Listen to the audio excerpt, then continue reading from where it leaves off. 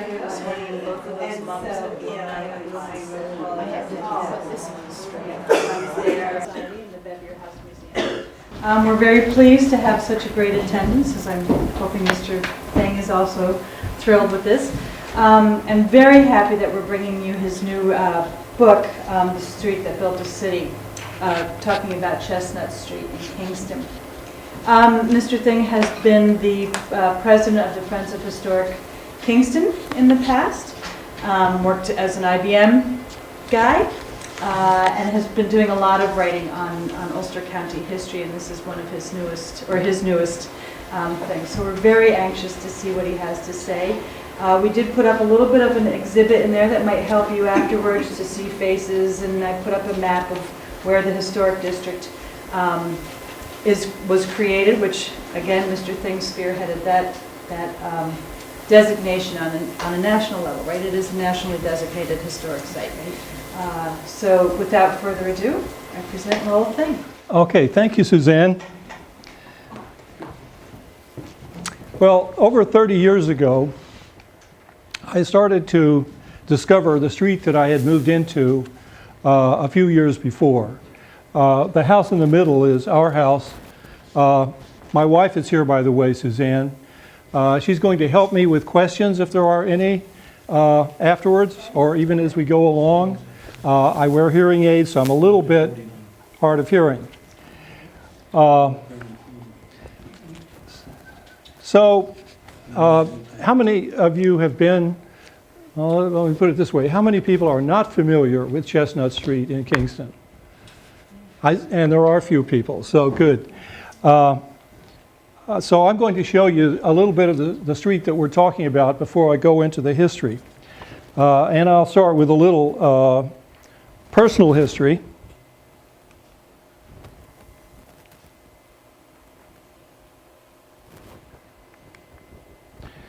This is the house when we moved into it in 1972. Let's see, that's my wife there. That's my daughter Emily.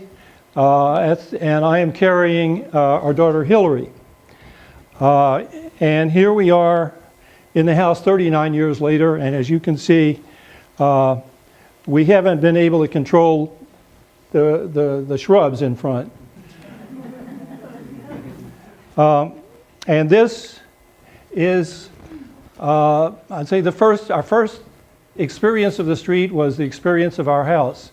We live in a beautiful 10-room house that seems, relative to some of the houses I'm going to show you, a bit like a cottage, but it's a very lovely house, and I just picked out this one view of the sun coming through our front door. This is a view across the street from our front porch, and here you see two brick houses that we would later learn when I began to do some research that they were both at different times owned by brick makers. And further down the street is a house built of, rather unusually, of the local bluestone. And at the other end of the street is a house that was in very bad condition when we moved into the street and was later restored. And at some point I learned that this house was designed by the co-designer of Central Park, Calvert Vaux. And this house a few doors down from us, rather mysterious looking house. People on the street call it the house with the witch's hat. And this lovely Italianate house on the same side was built by a mason and builder, and you can sort of see that he was kind of showing off his skills. And there is a coach house down the street that was left over from another era, and it's presently, and for the time that we've been on the street, the home of a local theater group called the Coach House Players. And probably the most interesting house architecturally is called Cloverley, and I'm going to tell you about this house. And almost as though they look like they landed from another time warp, we have some 1950 era modern houses like this. So I wondered, where did these houses come from? And in order to find out, I read all the local histories, Sylvester and Schoonmaker, and even Mark Freed's early history of Kingston. And then I spent a lot of time in the county clerk's office looking up deeds and peering into the library's collection of city registers, where I discovered that the industries that really built these houses, and the industries had to do with building materials and the means of getting them down to New York City and other cities on the eastern seaboard, namely the brick-making industry. There was a leather tanner who lived on the street, and I suppose his leather made shoes for people to walk on the bluestone sidewalks that were also shipped down to the city. On towboats owned by the Cornell Steamboat Company, who's the heir to whom also lived on Chestnut Street. And for this reason, when I finally got a book together with my wife's help with the title, we call it The Street That Built a City. And the city being referred to as New York City, not Kingston. It's a little confusing. Give you a relative idea of where the position is. Here's the Hudson River, there's the Rondout Creek, and the street sits up on a hill or a ridge. And this is the street. I'm not going to go into detail. This is in the book. But as you can see, there were a series of people who owned brickyards, and I highlighted that in red. If you were on that ridge, looking down from one of those big houses, these are some views you might see. This was taken about 1895 from the backyard of a brickmaker named Charles Schultz at 44 West Chestnut. That's St. Mary's Church, I believe. This is a view from the western end of the street at the turnaround, taken at about the same year. And this is a view taken at about the same place, maybe a little bit lower down the hill. And you can see a lot of foliage in the way, but also you can see the bridge that did not exist in 1896.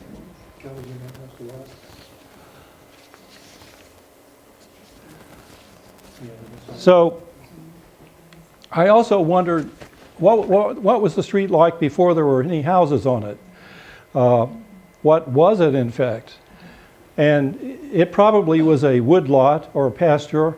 It was a remnant of land that was left over from what used to be called the Kingston Commons, which was a very large area of land that was more or less owned jointly by all of the property owners from about Saugerties down to the other side of the Rondout Creek. This is a painting by Joseph Tubby that's at the Ulster County Community College. This may be what Chestnut Street looked like in 1850, before the first house was built. And the idea of the people that owned this painting was that Chestnut Street was running along here. Here's where the school was, about there, and this was going downhill toward the creek. Looking at the street, historically I see three periods to divide it into. The McEntee era, the Kirkendall era, and the O'Reilly era. This is the island dock. You may be very familiar with this photograph. This was built by James McEntee, person who developed Chestnut Street. He built it in 1846 for the Canal Company. He was from upstate near Utica, and as a young man he worked on the Erie Canal, and because of that experience he was hired as assistant engineer to work on the first privately developed canal in America, the Delaware and Hudson Canal, the aim of which was to bring coal out from western Pennsylvania to the Hudson River so it could be taken down to New York City and other places. And after he, at 26, he was given a responsibility for supervising the building of the canal from Eddyville, which is near Rondout, all the way to Port Jervis. At 28, the canal opened. At 30, he left to go mine coal in California, in Pennsylvania himself. And then at 32, he came back to Rondout and he bought the hotel that the Canal Company had owned, called the Mansion House Hotel at some point. And he owned that for some 14 years on and off.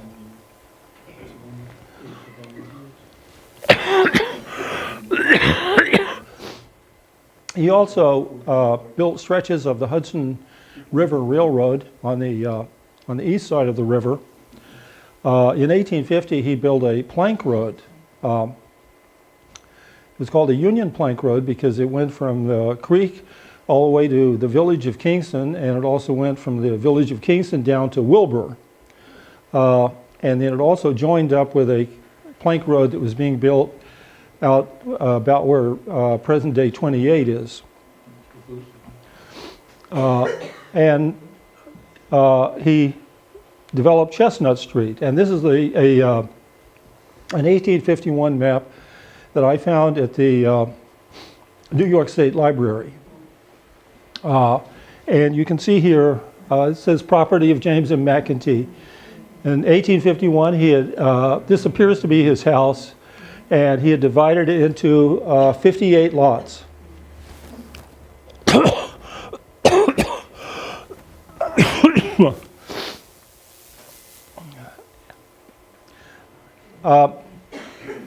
I really have a great debt to Tim Berners-Lee, who invented the World Wide Web, because the web enabled me to contact descendants of the McEntees. And one of them was able to come up from New Jersey with a painting that they had, a sketch that Jervis McEntee, James McEntee's son, had done in 1881 of the first house on Chestnut Street. And this is the first time anybody, and certainly myself, had seen what that house looked like. These are, these are members of his family. That's his mother, that's his father, who was then 81 years old. That's the long-haired dog named Park. And all of this is in Jervis's journal, so you can find out a lot about this particular oil sketch. Jervis McEntee is certainly the most famous ex-resident of Chestnut Street. He was apparently born and certainly spent a lot of his youth in the Mansion House Hotel. He studied with Frederick Edwin Church over one winter, in the winter of 1850-51, down in the city. After he fully committed to becoming an artist in 1855, he had a studio in the city where he spent the winter art season and where he worked. In the summer, he would come back home to Rondout. He's best known as a painter of autumnal scenes. We could certainly have another presentation about Jervis McEntee, but I'm concentrating on the whole street today, but I will show you a couple of things. And he kept a journal, which I'm going to talk about briefly here. You can see this on the web by, if you Google Jervis McEntee. It would be about the second thing that will come up after the Wikipedia description of Jervis. The next thing will be this journal. And when I first learned about it and got access to it, it was on microfiche. It was very difficult to read, and also, as you can see, his handwriting is rather difficult. I was never able to finish it. It was 18 years worth of almost every day description of what he was doing. But in about 2003, it became available online, and I could read the whole thing. And it is filled with interesting details about life on the street in the 19th century that you would never find elsewhere. It's also one of the major sources for understanding 19th century cultural life by art or cultural historians. Calvert Vaux was his brother-in-law. Jervis decided in 1854 that it was time to declare himself as an artist. Perhaps he borrowed money from his father, we're not quite sure, but he hired Calvert Vaux to design a studio next to the main house. And we don't know how they made their acquaintance, but he may have just gone looking for an architect. And at that time, Vaux was practicing in Newburgh. At any rate, they became friends, and Calvert married Jervis's sister the same year that Jervis got married and moved into the studio. And thereafter, Vaux, who had come from England and had no family over on this side, really became another member of the McEntee family and was frequently on Chestnut Street, and as we'll see, he designed some of its houses. This is the studio in his first design. This is described in Vaux's 1857 book called Villas and Cottages. And this is the house as it was supposed to be when completed, and according to an 1884 map, it looks like it was completed to about that size and number of rooms.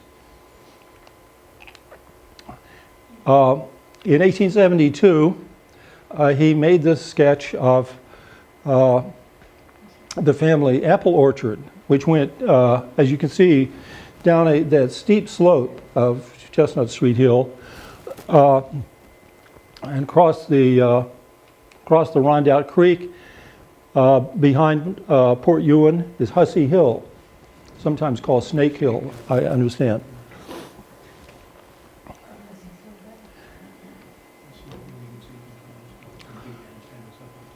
And apparently from another studio window looking toward the northwest, you can see Kingston, the skyline of Kingston, and the Catskills in the background. And very quickly, an aside about what happened to Jervis's studio. When we first moved to the street, I recall the city historian came up with somebody from out of town asking where Jervis's studio was and what had happened to it. And it wasn't until the journal became accessible, and the very last entry in the journal in 1890, shortly before Jervis McEntee died, he had sold the property to Samuel Kirkendall, and he mentions that the studio had been acquired from Kirkendall by his brother, by Jervis's brother Gerard, and moved across the street to Gerard's house. And this is Gerard's house. That's a picture from about the 1850s. And what happened is that this, all or some of this was moved over here. And you can see this side doesn't match this side at all. And there's a map that shows a configuration of this house is just like that in 1884. It's possible, if you go into this house now and you go up to the second floor, you'll be in a room that you know is, and we have a person here who lived in that house. You can see you are in Jervis McEntee's studio. There's a very large window, the very high ceiling, and there is what appears to be an original tiled fireplace.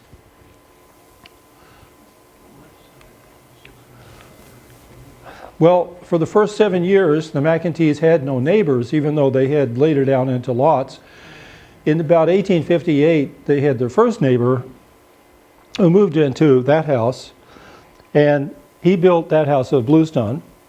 He was in the leather tanning industry, and his tannery was in Samsonville, which is named after himself. Although Calvert Vaux is not known, it's not known who the architect was. It could possibly have been Vaux because there is a house in Newport that's very similar to that. He owned all the property on that side of the street down to Broadway at that time, and he built what appears to be a small forest of evergreen trees, which later were raised for houses. Originally, the house had a porch that went all the way along. You can actually see a little bit of the line of the porch there, and went around that side and all the way around the back. The next arrival on the street was Abraham Crispell, who arrived in Rondout in 1849. He fought the cholera epidemic. He actually had cholera himself and survived. He served in the Civil War, and he built this house, which is in the there we are, is in the 1875 Ulster County Atlas. And it's going, and now there it is.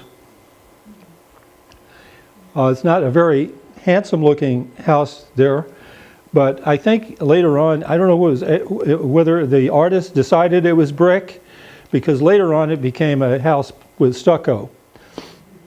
That's the original. This is the original house you see there, and this is the front. It was added 1919, and that's what the front edition looked like in a House and Garden magazine in 1925. And you can still see the original house back there, and the cupola is still back there also. And then the next person to live on the street was a man named John Davis. And Davis didn't live there long before he died. And he and his wife Mary built a house which was acquired by James Van Dusen and his wife. And Van Dusen, with his brother Columbus, was in the drug business. And they also made, as many people in that business did in those days, patent medicine. And so we don't know what that house looked like, because in 1891, a house was built on that property, a new version of a house for the Van Dusens called Cloverly. Then on East Chestnut, there was a house built by Edgar Newkirk, who was a bank manager about 1875. That cupola is no longer, that tower is no longer there. And here's a house across the street on East Chestnut that was owned by David Abbey, a steamboat captain, a passenger steamboat captain, about 1867. He was captain of the Manhattan. And that house was replaced in 1905 by a house owned by someone I'll mention further on, Dr. Chandler. If you've heard of Chandler Drive, that's Dr. Chandler, who besides being a prominent surgeon, was also the founder of the New York State Police. And so on there were a number of houses, so all the spaces filled in. Peter Phillips was a D&H Canal boat superintendent. John Gill built that house in 1870. And so on this map of 1870, we can begin to see how the street is developed. And there we are. That's Montrepose Cemetery there. And this is the original house. That's the studio. That's the Van Dusen house and so forth. That's Henry Sampson's house. And so you can see the other houses there. And there's still a lot of street left to be done. And here you see at this end of Chestnut Street, which was owned by another man, George Woolsey, 2 or 3 houses have been built. And the following year, 1871, a school would be built, what would become the largest school in Ulster County. It had an elementary school and also a high school called the Ulster Academy. Here's a picture of the students in 1896 from Lionel de Lisser's picturesque Ulster. So where is the street in 1884? This is this wonderful bird's eye view map called the Burley map. That's undated, but it's approximately 1884. And if we zoom in, we can see Chestnut Street running right along there.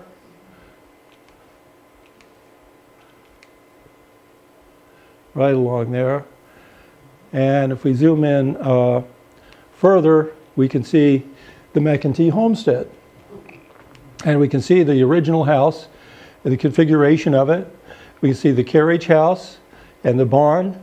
And from a painting by McEntee, we know that the barn was dark red.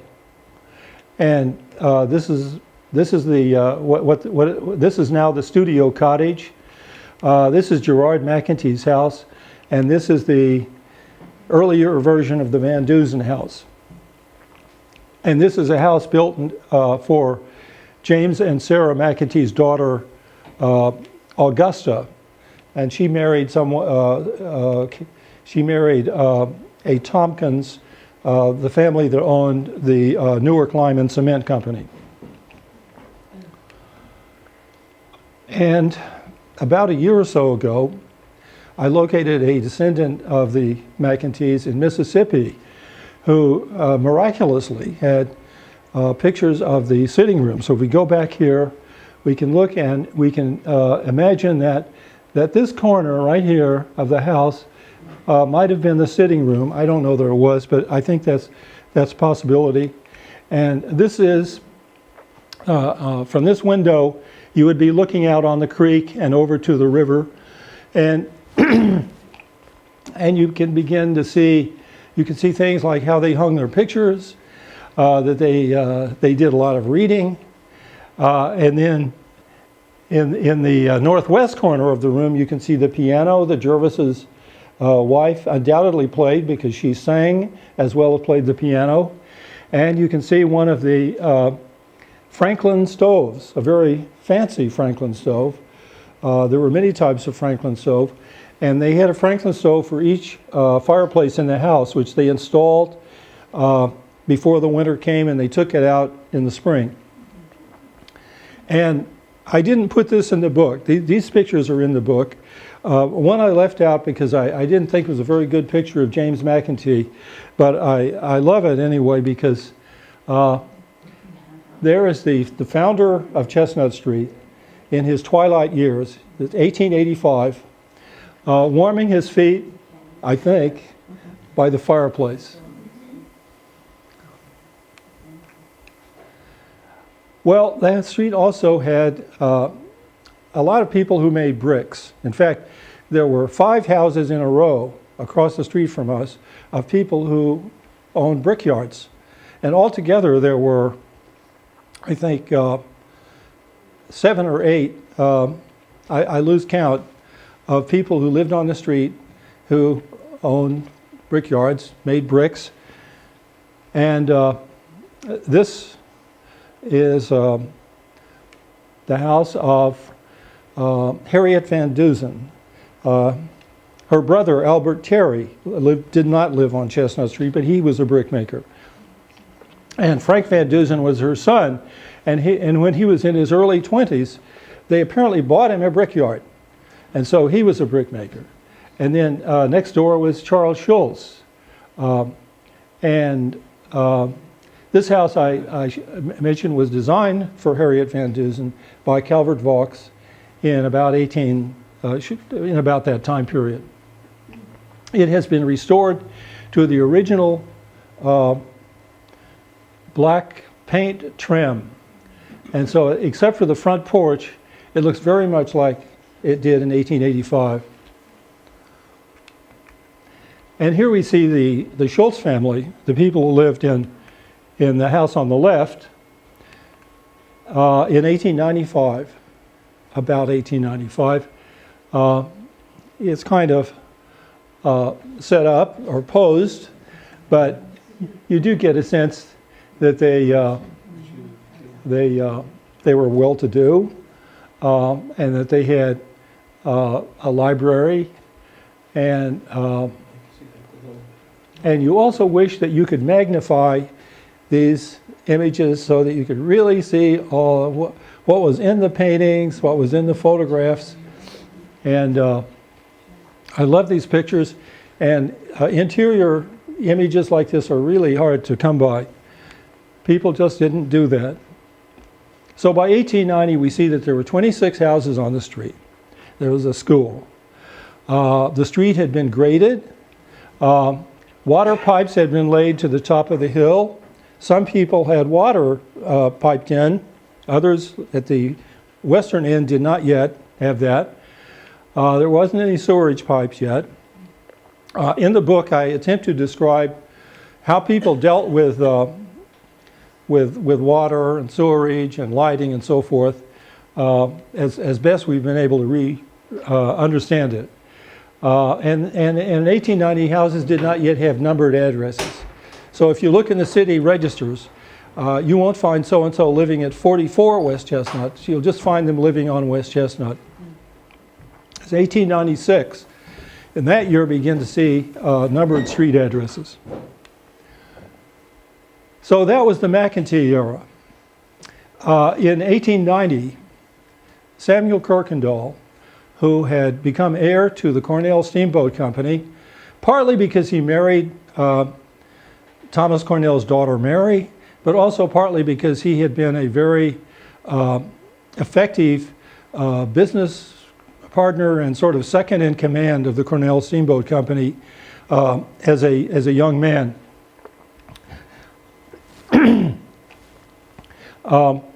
So he had basically acquired what was left of the homestead property that the McEntees had built. And although the main house lasted for a few more years, until about 1903, when Kirkendall had it removed, it was on this plot of land and on the very place where Calvert Vaux had designed a studio for Jervis McEntee that Calvert Vaux now designed and was built a mansion, Samuel Kirkendall Mansion, possibly the largest house in Ulster County. And this is a photograph of it in 1893 from a book called Artwork of Ulster County. And here it is about 1900, after it had more landscaping. And here you see it in about 1910, after ivy had begun to cover the crenellated tower.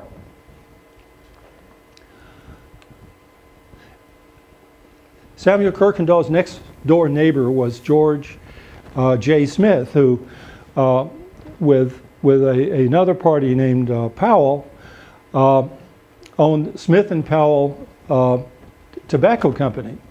If you know where the the brick building that's now a Rite Aid that's across from the Y on Broadway. That's where that's where they made cigars, and that's what George Smith owned. He didn't live there very long. He moved in the early in about 1905. He moved uptown to Albany, Albany Avenue. I'm not sure exactly why. This is another picture of the house after it was complete. This is the staircase inside that house, and this is a view out the window on that staircase. These two pictures are from a brochure for what became the Black Lion Inn, and these pictures are also sort of poignant ones because in 2003 the house was destroyed by fire. Across the street from Samuel Kirkendall, his brother George built a house at almost the same time, a much smaller house, but still a very substantial house that's still in very wonderful state of preservation, inside and out. Next door to them was a house owned by the treasurer for the city trolley line, the Kingston City Trolley, which is also owned by the Kirkendall family. And further down the street is Frank Griffith's house, was designed by Vaux. Griffiths was in the flour and feed business. The feed business was much bigger in the days when before automobiles, everybody had horses to feed. Edward and Isabel Kirkendall. Edward was one of the most astute, capable sons of Samuel and Mary Kirkendall, and he elected to manage and be president of the Ulster and Delaware Railroad, and did manage it until about 1930 when it was sold to New York Central. Isabel was a member of the Hutton family, and they were a very socially minded pair. They didn't have any children, and Isabel was a gardener. But I'll show you the house that they built. This was the house. This part of it is now the centerpiece of an apartment complex at 124 West Chestnut. So right now there are a lot of buildings on here and here, but this was taken about 1915. This is one of many images that Jack Matthews, who has a wonderful photo collection, allowed me to use in my book. And over here, by the way, you can see a little bit of the George J. Smith mansion. And here's another image of Edward and Isabel's house, the front door. This is about maybe a few years later. And at about that time, around 1919, early 20s, Isabel developed what was really the most beautiful garden in Kingston, I'm sure. And although these are not in color, I think you can see from the texture that this was a pretty remarkable garden. I believe that's Isabel.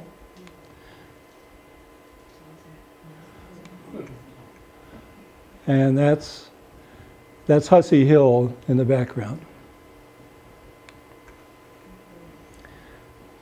I also wanted to know how these people got around, so I did some research about that. This is from the Picturesque Ulster magazine, and here you see two forms of getting around.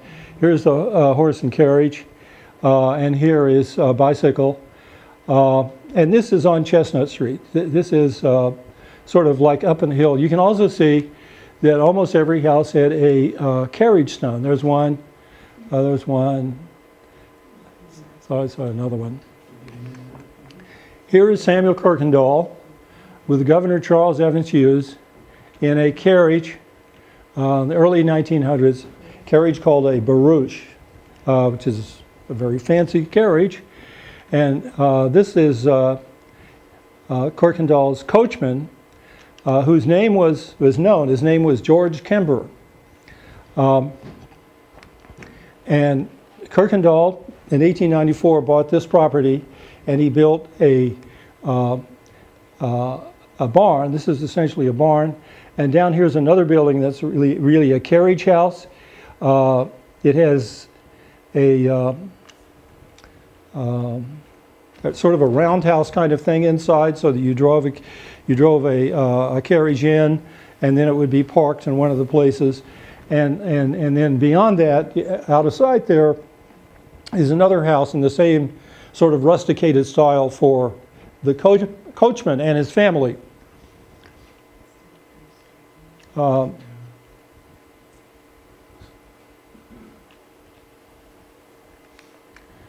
This is a horse and buggy that Charles Schultz, the brickmaker, owned at 44 West Chestnut. He didn't, unlike some of the other people who lived on the street, he did not have a carriage house or a barn. But he had a carriage, but it was down the hill in Rondout, and he would have somebody bring it up to him and take it back at the end of the day. This is his sleigh, and it's we kind of forget that the sleigh could be a very popular conveyance in the wintertime. And it was not unusual for the McEntees to take the train from Rhinecliff and take the sleigh across in the wintertime, take the sleigh across the river and back. James McEntee once drove two of his children back to the Clinton Liberal Institute in the middle of winter on a sleigh. It took 3 days, and they stopped over different places getting back. This is called I think that's called a cutter sleigh. And there are other vestiges of the getting around business. There is a hitching post in front of Charles Schultz's house. There still are some extant carriage steps. There is a street that has what used to be carriage houses on it. There is a little bit of a carriage house over behind these trees. And a collector in Kentucky several years ago sent Ed Ford, and he passed this on to me, and maybe somebody had acquired Frank Kirkendall, this is one of the sons of Samuel and Mary, his 1950 Simplex crane, which was a very expensive car in 1915. John D. Rockefeller owned one of these. And it appears to be the same car in front of the Edward and Isabel residence. But at the end of the street, where the turnaround is, there was a dentist named Carter, Dr. Carter, and this is his son, Dennis. Okay, Dr. Carter was a dentist, and his son was named Dennis. Right? And you can see that Dennis, there are two forms of locomotion here. There's Dennis's, and that's his father's. And you can the license plate is dated 1920. I don't know what kind of car it is. Well, I'll tell you very briefly 3 kind of interesting stories. Every street has stories. During 1913 and 14, the street across from where we live became the home of a Broadway actress, or she said she had given up the stage to marry one of Samuel and Mary Kirkendall's sons, Harry. Harry was the least businesslike of all of the Kirkendall sons. and Harry's decision to marry a Broadway actress, even though in those days the fashion in skirts went all the way to the floor, it was not a fashionable occupation if you were a respectable Baptist. And Mary Kirkendall was a deaconess in the Word Street Baptist Church. So it was not likely, well, we know for a fact that this was not a popular marriage for Samuel Kirkendall, because he rewrote his will to make it clear that Harry would not acquire any part of the family fortune until the other brothers, the older brothers, had died. So what happened is that Harry died less than 2 years after their marriage, and Samuel died less than a year later. So she was an actress who really kind of lost what appeared to be, according to the New York Times article when they were married, it seems like she didn't profit very much from the marriage.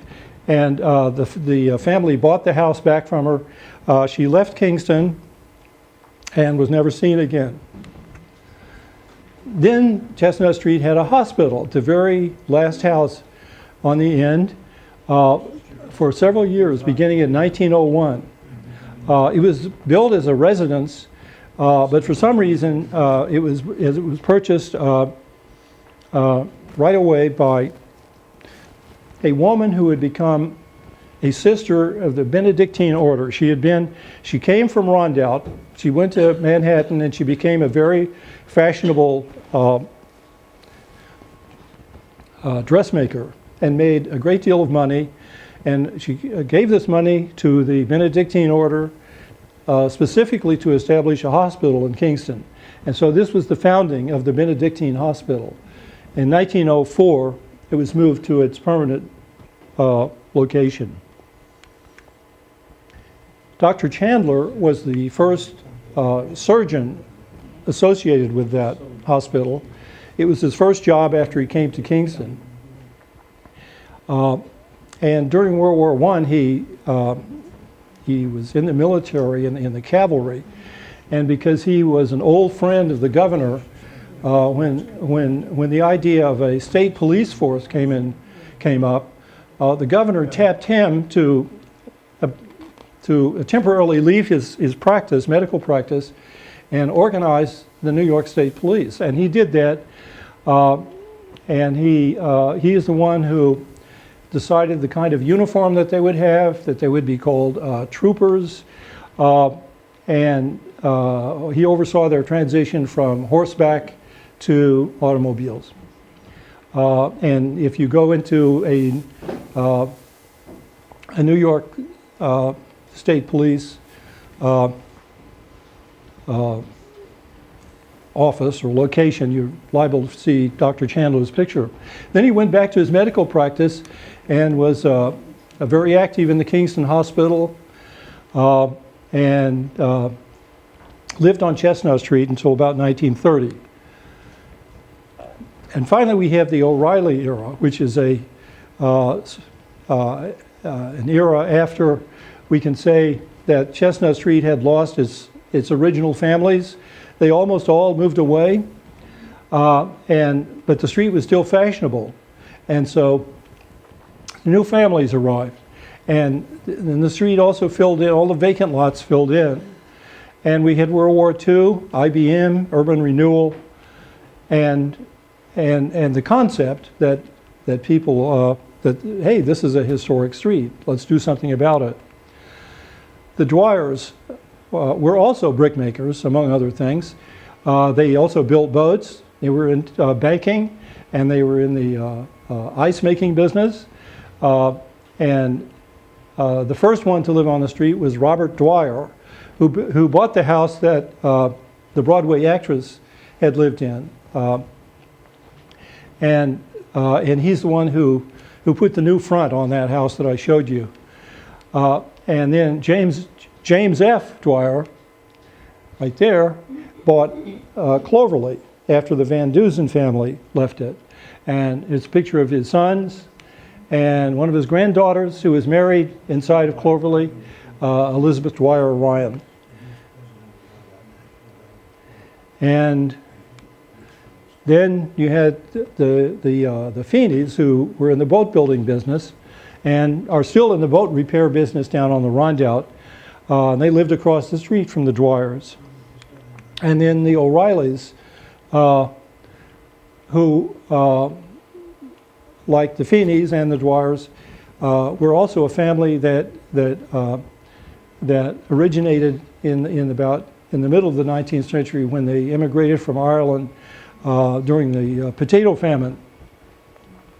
Bill O'Reilly owned a stationery store, and he was a business leader, helped found and was president of the local Chamber of Commerce. And they happened to live in our house. We bought the house from the O'Reillys. And this is kind of a nice picture that I sort of like. The children are lined up on Mother's Day with their gifts for Mother. And one of the things I mention here is that in the 40s or early 50s, one thing you could pretty much say about every house along the street was somebody would say, we just finished redoing our kitchen. The kitchens were very utilitarian in the earlier houses.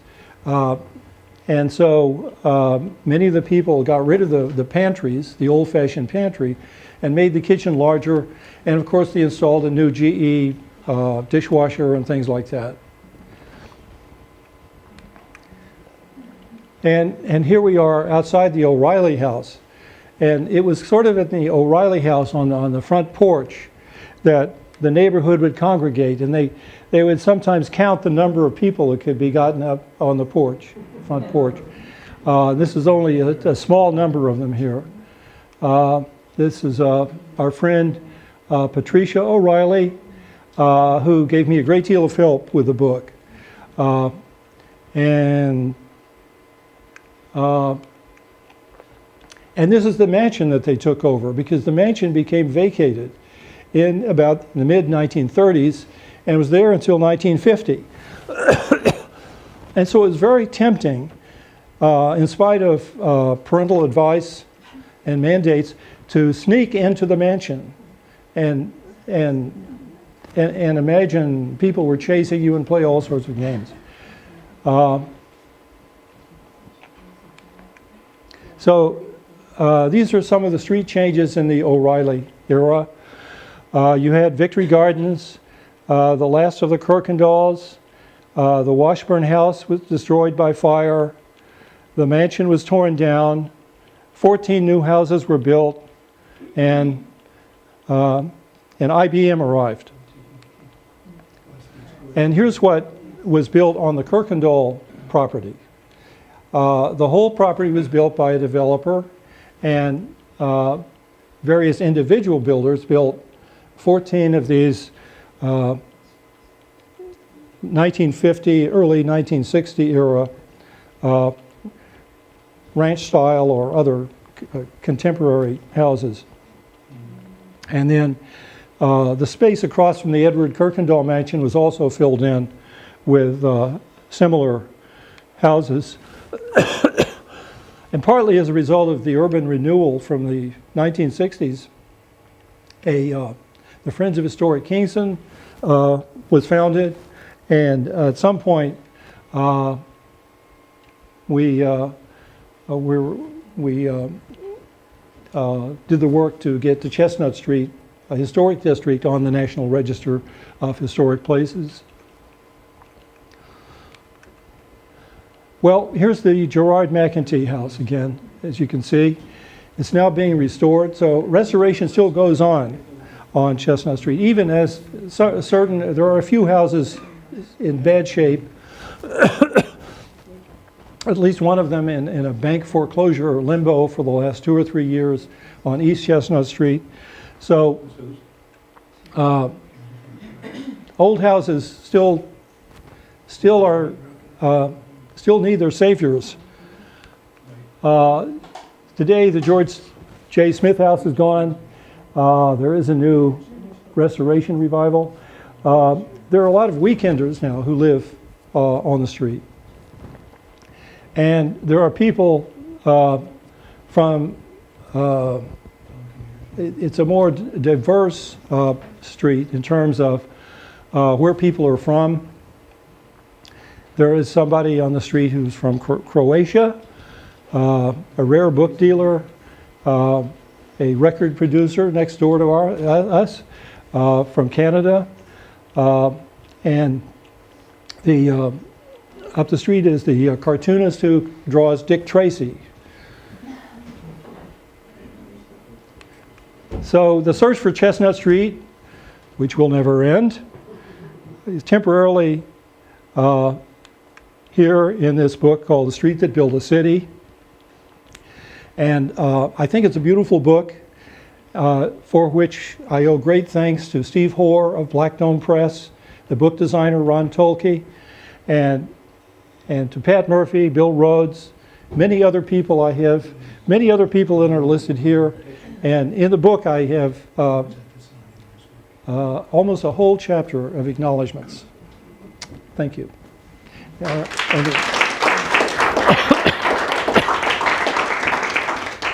you. Are there any questions? Whatever happened to the Schultz family? Which family? The Schultz. The Schultz family. Well, there are some Schultzes who live in Kingston. Annie Schultz is a granddaughter of Charles Schultz. And her brother Herb Schultz Jr. Lives in Albany. And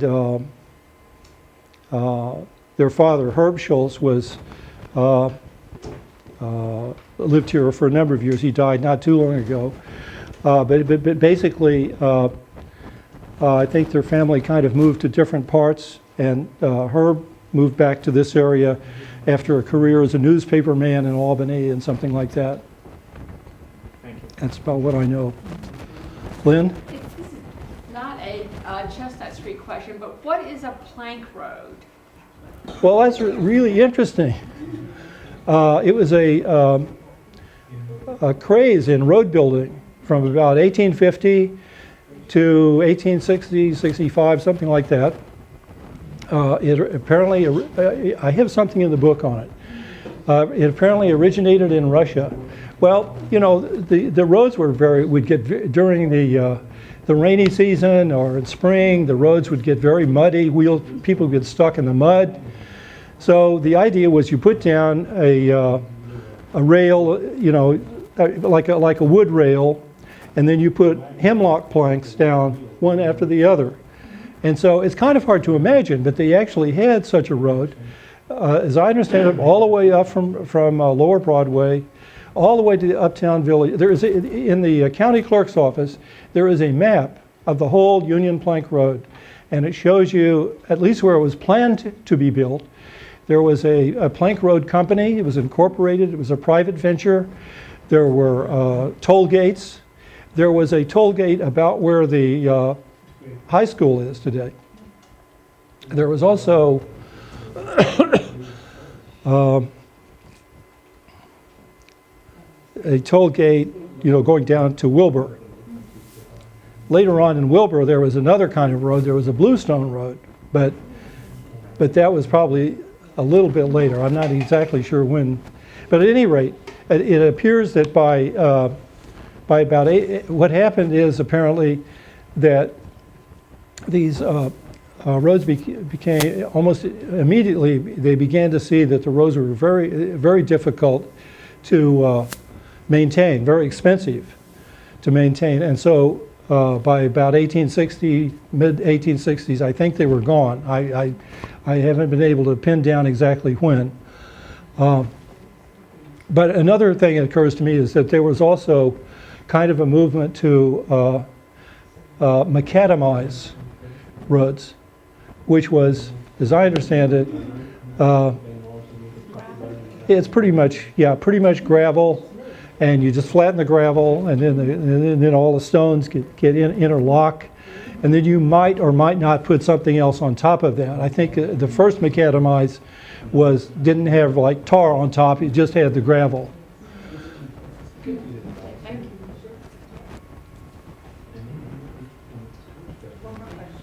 Vox I can. Did Vox design Samuel Kirkendall's brother's house? Which house? His brother's house. Samuel Kirkendall's brother's house. I guess not, because there is a Kingston Freeman article, when it was being built, that mentions another builder, and I think they would have mentioned it if Calvert Vaux had been the designer. Although certainly that house is of sufficient style and character, I'd say, to have been designed. But also, it's a little late. Vaux died in 1895, so and the house was not built till about 1894 and 1895. When Vaux married Mary McEntee, did they live on West Chestnut Street, or where did they live? No, they did not live they lived down in the city. Well, they lived in Newburgh first, and then they moved down to Manhattan, and that's where they lived. However, they frequently, since Mary, had a family home up here in Rondout, there were many weekends that they spent in Rondout. And Calvert really was very much like a second son in the family, another son. And he is buried, as you probably know, in Montrepose within the family plot. Thank you. Thank you. I'm available for signing or inscribing or anything.